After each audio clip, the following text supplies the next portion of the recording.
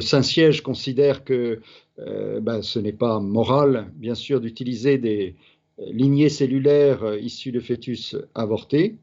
Cependant, si dans un pays donné, les seuls vaccins qui sont proposés sont issus notamment de l'utilisation à un moment ou à un autre de ces lignées cellulaires, l'urgence sanitaire, si vous voulez, est telle, ou le bienfait que peut apporter le vaccin est tel, que le Saint-Siège, dans une note récente de la Congrégation pour la doctrine de la foi, considère qu'il peut être moralement licite d'utiliser ces vaccins.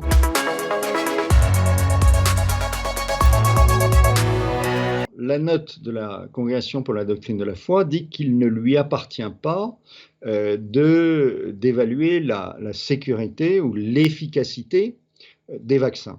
Donc, la question scientifique est laissée aux scientifiques. Maintenant, il y a une question morale qui est liée au fait, non pas des vaccins en général, mais de l'utilisation dans la production des vaccins, à une phase ou à une autre, de lignées cellulaires d'origine fœtale. Et ça, c'est une question morale grave. L'embryon ou le fœtus tendent à être de plus en plus considérés comme un matériau de laboratoire possible, ce qui est gravement contraire à la dignité de l'être humain.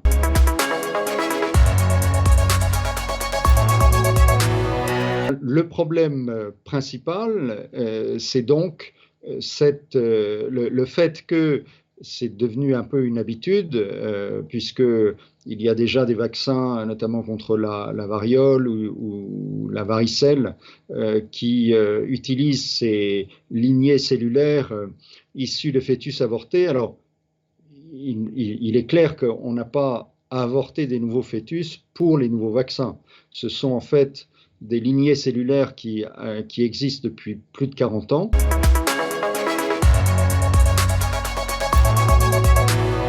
Un terme clé, c'est le terme de proportionnalité. C'est-à-dire qu'il y a une pandémie mondiale, les vaccins sont une des solutions de contrer cette pandémie.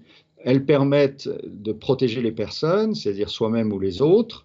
Donc, malgré, j'allais dire, ce problème moral, et encore une fois, en demandant qu'il y ait une possibilité d'accès à des vaccins qui ne posent pas ces problèmes moraux, mais si concrètement quelqu'un n'a pas d'autre solution parce que dans son pays on n'utilise que ces vaccins avec ces problèmes éthiques, on considère que le bénéfice pour la santé est tel que proportionnellement l'utilisation de ces vaccins est possible. Un deuxième argument très important, c'est de dire, mais au fond, la coopération forcée, d'une certaine manière, des personnes qui devraient utiliser ces vaccins en l'absence d'autres, est une coopération qui est très lointaine par rapport à non seulement ces avortements pratiqués il y a plus de 40 ans, mais aussi par rapport au travail des scientifiques qui travaillent sur ces vaccins.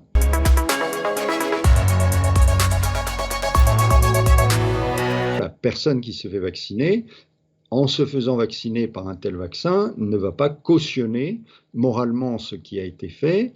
Dans la note du 21 décembre dernier, la congrégation parle aussi de coopération passive, c'est-à-dire qu'il n'y a pas, une adhésion à ce qui a été fait, mais encore une fois, une contrainte dans le cas où il n'existerait pas d'autres vaccins. Et encore une fois, la congrégation demande instamment à ce que puissent être mis à disposition des citoyens des vaccins qui ne posent pas de problème éthique pour les citoyens et demande bien sûr aux professionnels de santé de ne pas participer à ce genre de recherche.